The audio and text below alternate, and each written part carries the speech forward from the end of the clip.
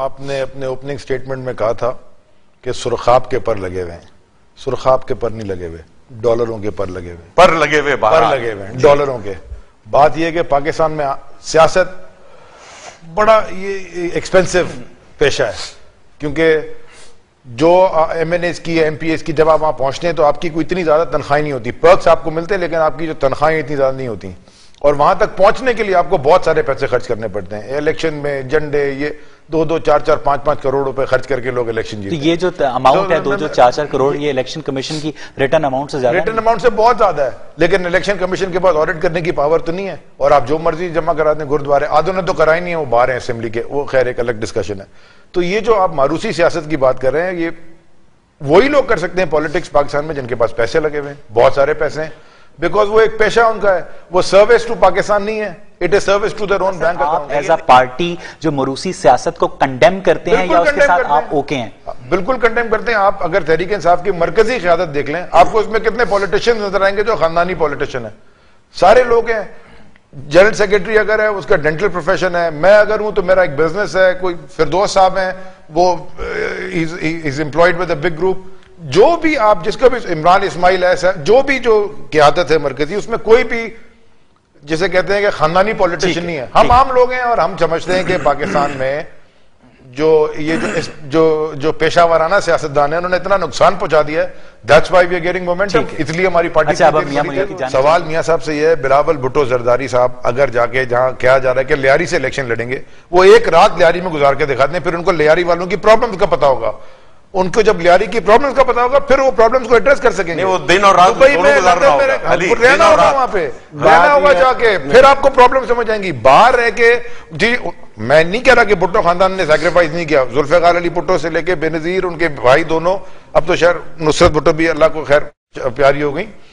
बात यह है कि ये कोई जस्टिफिकेशन तो नहीं है कि अगर खानदान ने सैक्रिफाइस किया तो जी मैं डायरेक्ट जाके प्राइम मिनिस्टर का कैंडिडेट बन जाऊं। सैक्रिफाइस तो बहुत सारे लोगों ने किया। सैक्रिफाइस तो पार्टी के कारकुन भी करते हैं। अगर आसिफ जरदारी साहब ने 10-11 साल जेल काटी है, उनका तो आप कैरियर देख लें, prime minister house jail, prime minister house jail, अब सीधा प्रेसिडेंसी। उसको छोड़ दें आप। मुझे ये, जब तक आप जिस इलाके में नहीं रहते आप उस इलाके का पता ही नहीं है। जब आपको उस इलाके का पता ही नहीं तो आप उसके प्रॉब्लम्स को एड्रेस कैसे करेंगे? वो पाकिस्तान में ही नहीं रहते, उनको पाकिस्तान की प्रॉब्लम्स आपने बात नहीं पूरी करी।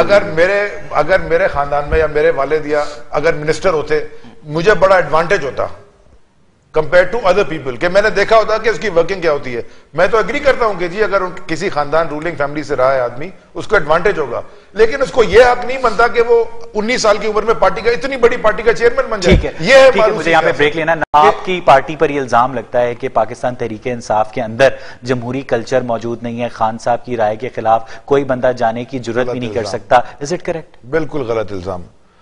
हमारी सेंट्रल एग्जीक्यूटिव में अगर आप कभी मिनट्स पढ़ लें उसके, मैं कभी आपको कॉन्फिडेंशियल होता है, लेकिन आप किसी से पूछें जो हमारे मेंबर हैं, हर चीज के ऊपर हमारी डिस्कशन होती है। इतनी तक के जो पिछला इलेक्शन था 2008 का, उस पर भी आधे लोगों ने कहा नहीं लड़ना है, आधे लोगों ने कहा लड़ना है। लेकिन पाकिस्तान में जो रियासत इस वक्त काम कर रही है, उस सिस्टम के अंदर ये सलाहियत होनी नहीं चाहिए कि वो हमजा शहबाज शरीफ को, बिलावल भुट्टो जरदारी को और उसकी उम्र के हर नौजवान को एक इक्वल प्लेइंग ग्राउंड दे के वो पाकिस्तान के वजीर आजम के लिए रन कर सके। पॉलिटिकल पार्टी जो होती है ये प्राइवेट लिमिटेड कंपनी नहीं होती, ये पब्लिक लिमिटेड कंपनी होती है। लेकिन पाकिस्तान में तो हमेशा प्राइवेट। तो दिस इज योर डिस्कशन।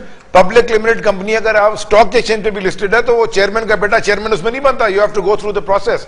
यही तो हम कह रहे हैं, अगर बिलावल भुट्टो ने पॉलिटिक्स करनी है भले करें, जीते भी इलेक्शन, लेकिन पहले जाके डायरेक्ट पार्टी के चेयरमैन कैसे बन गए, इसके ऊपर जरा लड़ाई। अच्छा, इस पर मियां मुनीर ने ये सवाल उठाया है कि फिर अवाम इन लोगों को मुंतखब क्यों करें? क्या आप समझते हैं कि अवाम के पास कोई और ऑप्शन नहीं है, या वो भुट्टो खानदान से सिंध के लोग या शरीफ खानदान से पंजाब के लोग एक जज्बाती लगाव रखते हैं?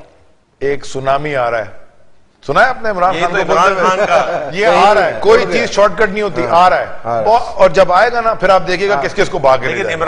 कंडेम करते हैं आप? मैं कहते हैं 100% कंडेम करते हैं। ठीक, अगर आप खानदानी पॉलिटिशियन, मतलब किसी पॉलिटिकल खानदान से ताल्लुक रखते हैं, इसका यह मतलब नहीं कि आप पॉलिटिक्स ना करें, लेकिन टू बिकम, अगर आपको पार्टी की क़यादत संभालनी है अपनी पार्टी की, जैसे मैंने आपसे कहा ये प्रोसेस से पहले गुजरे, ये पब्लिक लिमिटेड है। अगर आपकी पार्टी के साथ कोई चलता है तो आपकी पार्टी की आइडियोलॉजी पे चलता है, इससे नहीं चलता। अगर इमरान खान के पीछे लोग हैं, वो आइडियोलॉजी दे रहा है एक जस्टिस की, सेल्फ मोटिवेशन।